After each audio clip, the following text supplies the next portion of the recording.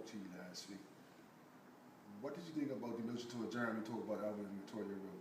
Because you know that's been a hot topic. Well, I think it was a clear sign of OBA backtrack, flip-flop, and total deception of the public. Because when you remember what they said prior to the election about that project, that the amount of investment that we were making into the 100 homes was unnecessary, that those units could be renovated out.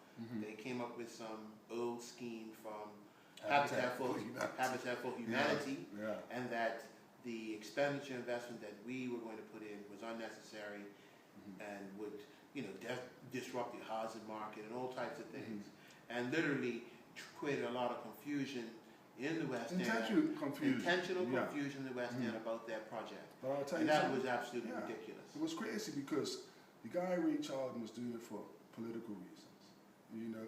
And over in the House, just prior to the election, almost for a whole year, if you recall, I was up on my feet almost every Friday, every other Friday, defending the project. Yes. Now those 100 homes were for low income.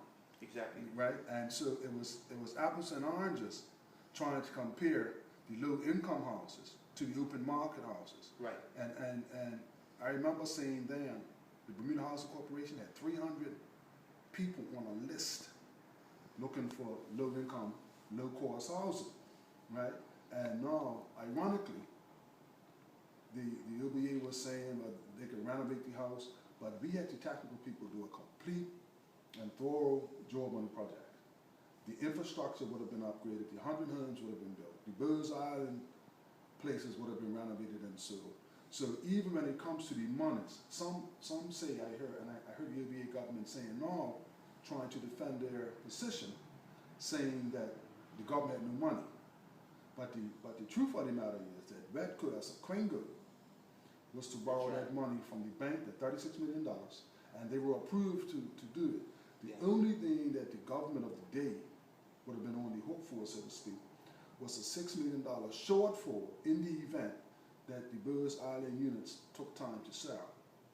So even that $6 million would have been paid back. So it would have been absolutely no cost to the government. And there's 100 units, I want to stress, because Ray Charlton and company tried to clear out the issue. They were rental units, so that rent would have serviced the debt also.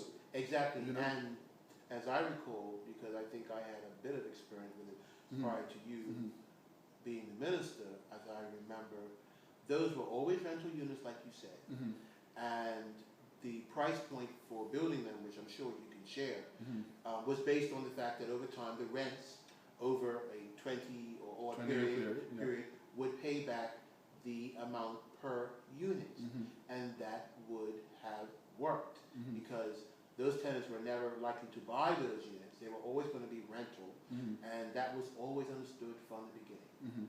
Exactly, and see, and on the other side, when the OBA was saying, and they were canvassing that there was nothing wrong with Albert and Victoria Road. That too was. It was a lie. It was a lie. Straight up a lie. Looking for political points. It was a lie to get political points with a group of people who perhaps felt slightly insecure because of the change. Everybody is afraid of a bit of change, and the new development represented a change for the existing residents down there. And everybody is fearful of that, and we understood that, which is why you did an exhaustive effort with Redco to consult with the tenants there.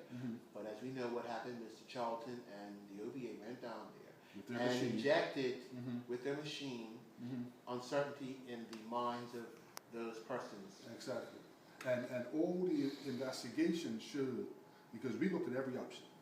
We even looked at renovation. That's right. And the cost to renovate those old houses would have been exorbitant.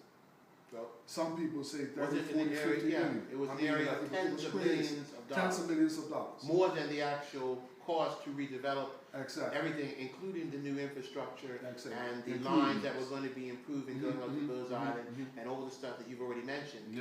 It would have cost more to renovate than to the new development that was proposed with the 100. Almost twice as much. That's right. It was almost twice as much. And also, to take down Albert and Victoria Road, we could have beautified the place. Remember, because that is the gateway to the $1 million project that we put in place up at Dockyard.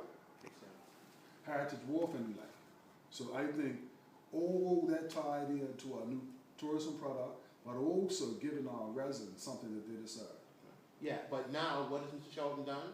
They are now going to condemn those buildings, and that is a travesty and lie that they pushed all that time.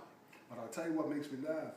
It's not that he's going to condemn them now, you know. His job is pulling out our report, dusting it off, and saying, you know something? It works. The former government was right. That's right. These buildings should be That's right. condemned, and that's what irritates me because he's come up with nothing new. He's All doing he's what doing the is PLP is was going going to do exactly in the first in the place. very first place. Knock the buildings down because they are not fit for purpose. That's right. You know, and there's 100 units, and I would challenge anybody. I would go to the Bermuda Housing Corporation right now, and I bet you they got a list Of of people hundreds of people who are looking for looking for low-cost. low-cost centers. You know, and that argument about, oh, well, you know, all these apartments that are vacant, apples and oranges, man. You know. Agreed. Yeah, so you know, these kind of things I think we have to keep talking about as much as we can, especially with you being the minister just before me. There's a lot of help that I get, a lot of advice I was